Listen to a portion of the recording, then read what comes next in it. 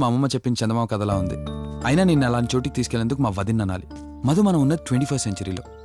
ఈ కాలంలో కూడా దయ్యాలు భూతాల్ని నమ్మటం ఏంటి ఫూలిష్గా? నా కళ్ళతో చూశానని చెప్పినా నమ్మవేంటి? నేను హాస్పిటల్లో ఉండగా నన్నొక నీడ వెంటాడుతోందని చెప్పాను. అది నీడ కాదు, ఆత్మ. దాని గొంతు నేను విన్నాను. నేను చెప్పేవన్నీ నీకు అబద్ధాలనిపించవచ్చు, కానీ దుర్గాబాయ్ దగ్గర చూసిన ప్రతిదీ నేను నమ్ముతున్నాను. డోంట్ బీ సిల్లీ మధు, మళ్ళీ మళ్ళీ అదే చెప్తావేంటి? ప్లీజ్ కార్తీక్, నేను భ్రమతో చెప్పట్లేదు. ఈ ఒక్కసారికి నన్ను నమ్ము. నేనేదడిగినా కాదనకుండా చేశావు. ప్లీజ్, మల్హోత్రా దగ్గరికి వెళ్దాం. సరే, నాకు నమ్మకం లేకపోయినా నీకోసం వస్తున్నా, కేవలం నీకోసం.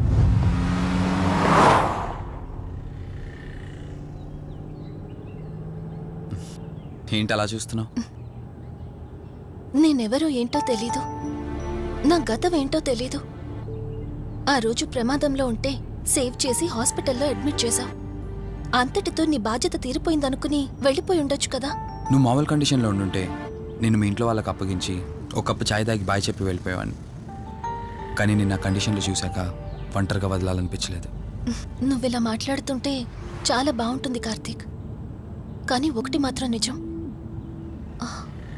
నిన్నటి వరకు భయం వేసేది.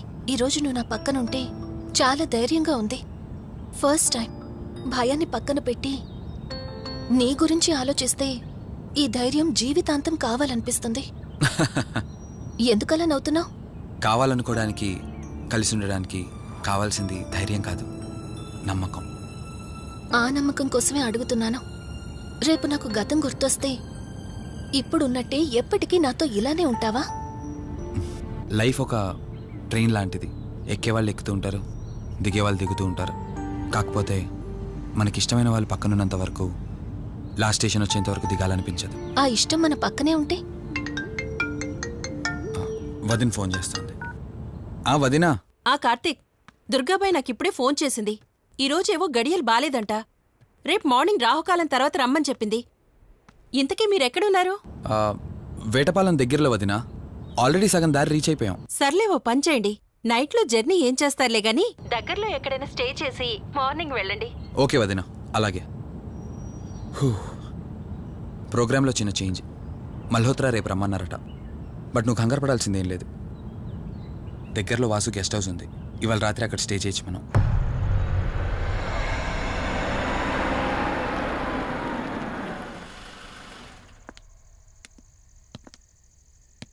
గెస్ట్ హౌస్ అంటే చిన్నదనుకున్నాను, కానీ పెద్దదే. డాక్టర్ కదా, ఆ మాత్రం సంపాదించుంటాడులే. నువ్వు ఈ రూమ్లో రెస్ట్ తీసుకో, నేను సోఫాలో పడుకుంటాను. సరే, గుడ్ నైట్. Good night.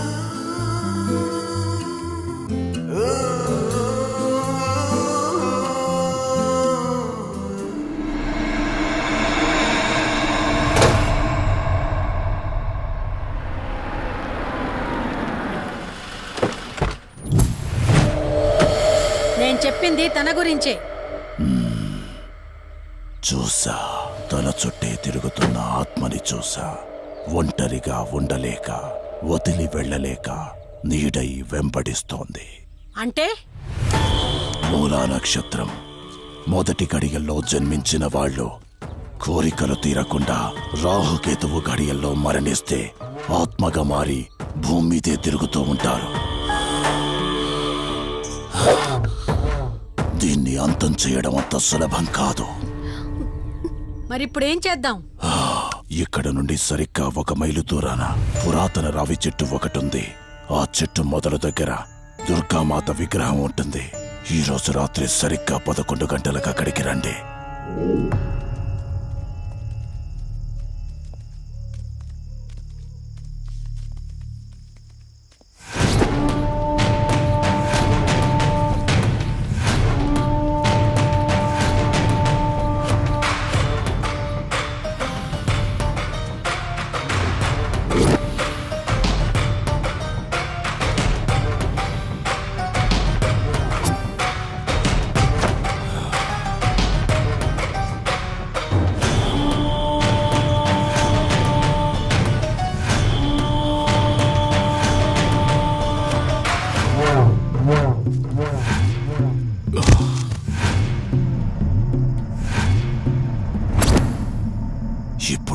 చెప్పేది జాగ్రత్త. జాగ్రత్తగా వినండి. మనం ఆత్మని మోసం చేసి బంధిస్తున్నాం. ఆత్మను ఒక్కసారి మాత్రమే మోసం చేయగలం, రెండవసారి చెయ్యలేం. ఇక్కడి నుంచి కనిపిస్తుంది, ఆ చెట్టు వెనకమే నలుగురం ఉంటాం.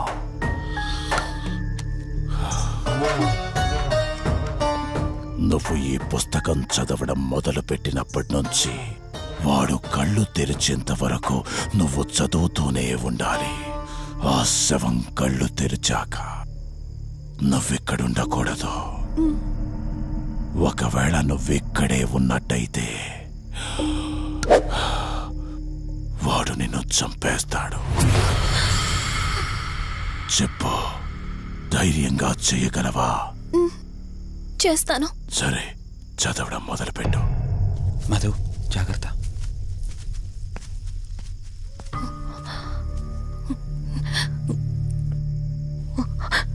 ఓం హ్రీం మే పాతు మూర్ధాన జ్వాల దుక్షర మాతృక. ఓం శ్రీం మే పరాత పాతం త్యక్షరీ విశ్వమాతృక. ఓం క్లీం సౌ మాతృక సాదేవి అయం మాతృక. ఓం హ్రీం సౌ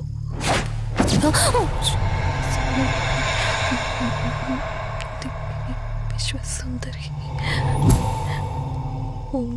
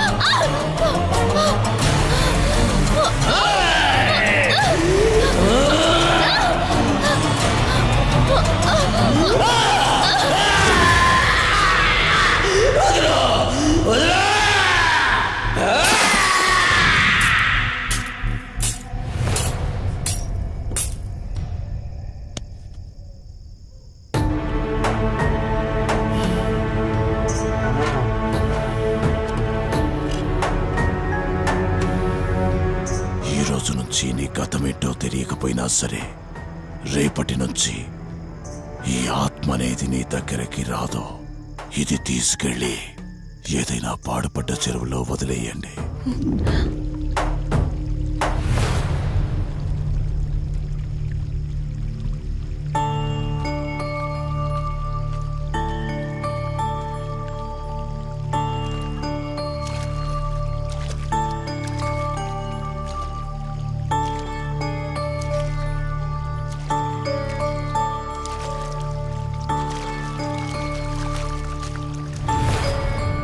కార్తీక్, నా ఈ జీవిత ప్రయాణంలో ఒంటరిదాన్ని కాకూడదని నన్ను పెళ్లి చేసుకోవడం కోసం వాళ్ళ తల్లిదండ్రులతో మాట్లాడడానికి వెళ్ళాడు. నా గత జీవితం గురించి నాకేమీ గుర్తులేదు, కానీ రాబోయే జీవితంలో అన్ని సంతోషాలే.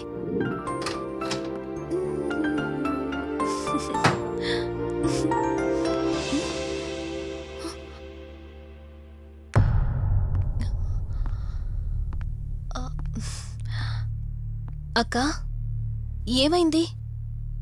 పోలీసులొచ్చారు. సార్, కార్తీక్ వైజాగ్ వెళ్ళాడు. 2 డేస్లో రిటర్న్ వచ్చేస్తాడు. రాగానే మిమ్మల్ని కలవమని చెప్తాను. ఏంటక్కా, ఎవరేం మాట్లాడడం లేదు? నీ భర్తొచ్చాడమ్మా. నా భర్త? నా భర్త అవునమ్మా, ప్రూఫ్స్ అన్ని చెక్ చేశాం. ఎంక్వైరీ చేసి కన్ఫర్మ్ చేసుకున్న తర్వాతే ఇక్కడ తీసుకొచ్చాం. అతనే నీ భర్త.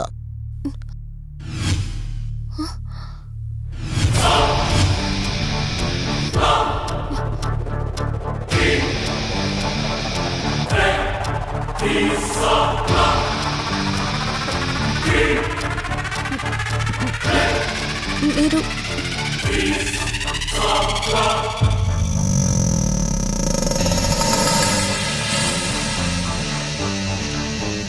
Hi, I'm Rishi. నేనే నీ భర్తని. నీ పేరు మధు కాదు, శివరంజని.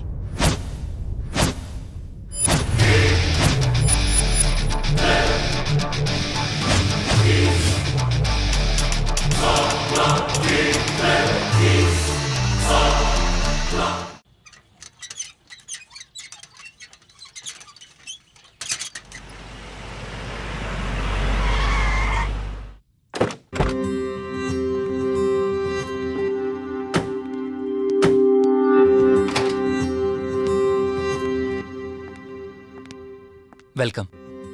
ఇదే మన తాజ్మహల్. నీ టేస్ట్కి తగ్గట్టు నేను ఇష్టంగా కట్టించింది.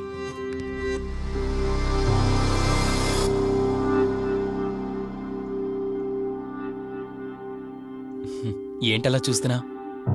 ఇదే అన్నిటికంటే నీకిష్టమైన ఫోటో. మన పెళ్ళయ్యాక తీసుకున్న ఫస్ట్ ఫోటో. ఇదెప్పుడు మన కళ్ళ ముందే ఉండాలని నువ్వే హాల్లో పెట్టించావు. కమ్ నా తర. నేను మిమ్మల్ని ఒకటి అడగచ్చా? నేను ఆ రోజు చెరువులో ఎలా పడ్డానో, ఆ టైంకి నేను ఆ రోజు అక్కడ ఏం చేస్తున్నాను, అయినా ఆ పేపర్లో యాడ్ ఇచ్చి ఇన్ని రోజులైనా నన్ను తీసుకెళ్ళడానికి ఎందుకు రాలేదు? ఆ సంఘటన జరగటానికి కొన్ని గంటల ముందు నేను యుఎస్ వెళ్ళిపోయాను. తిరిగి వచ్చాక నాకు తెలిసిన ప్రతి చోట నేను వెతికాను. నువ్వెక్కడ కనిపించలేదు. చివరికి ఏం చేయాలో తెలియక పోలీస్ కంప్లైంట్ ఇవ్వడానికి వెళ్తే అప్పుడు తెలిసింది.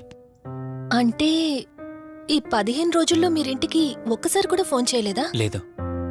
కారణం మన ఇద్దరి మధ్య జరిగిన గొడవ. గొడవ? ఎస్. 4 months బ్యాక్ మన లైఫ్లో ఒక ప్రాబ్లం వచ్చింది. మనకి యుఎస్లో బిజినెస్ ఉంది. దాన్ని నా పార్ట్నర్ కౌశిక్ నేను చూసుకునేవాళ్ళం. అందువల్ల మంత్లీ 15 days యుఎస్లో ఉండేవాణ్ణి. కరెక్ట్గా మన పెళ్లి రోజే నువ్వు తల్లివి కాబోతున్నావు తెలిసిందే.